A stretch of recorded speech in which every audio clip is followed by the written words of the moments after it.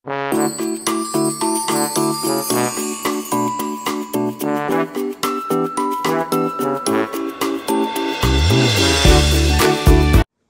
at tuturuan ko din kayo paano gumawa ng tinatawag nilang artem or yung suka na may sili.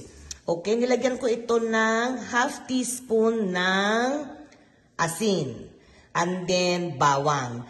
Ang bawang dapat ay buo, but since naubusan ako ng bawang, pwede rin natin gamitin yung ating nahiwa-hiwa na. Okay? And then, next ay sili.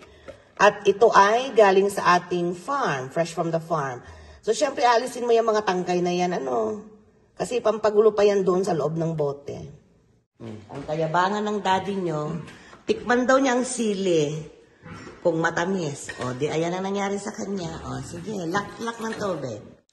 O, ayan na, mga lalabs ko, Naalis ko na po ang ating mga tangkay ng ating sili. So, ayan, lalagay mo lang ganyan. Okay? Gawin natin ito kaysa bumibili tayo nung tinitinda sa store. Kasi at least ito, organic pa, sarili nyong gawa, di ba? Kasi yung nasa store, ang mahal, tapos iilang piraso lang yung sili.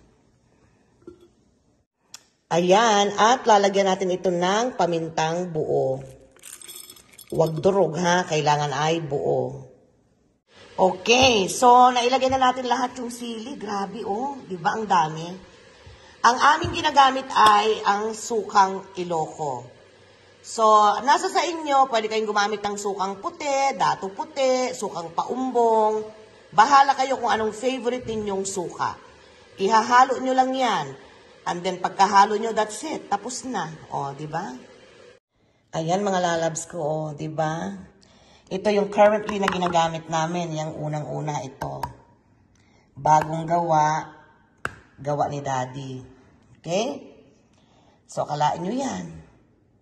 Dahil mahilig kami dyan, as in, my goodness, siguro mga stock namin to hanggang next year summer. At nakapamigay na kami ng mga 6 na bote na. Yung iba na-upload ko sa YouTube. At dito galing ang ating mga mga lalabs ko, yung ating mga sili.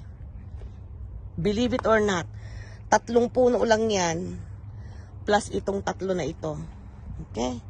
So marami pa. Siguro makakagawa pa kami ng mga, my goodness, siguro mga 5 pa, na yung pinaglagyan ko, yung large na pinagbasyuhan ng nata de coco, yung large na bote. Ayan, thank you for watching. Sana ay na-inspire kayo at may natutunan na naman kayo sa inyong Mami Gamo. God bless everyone! Mwah!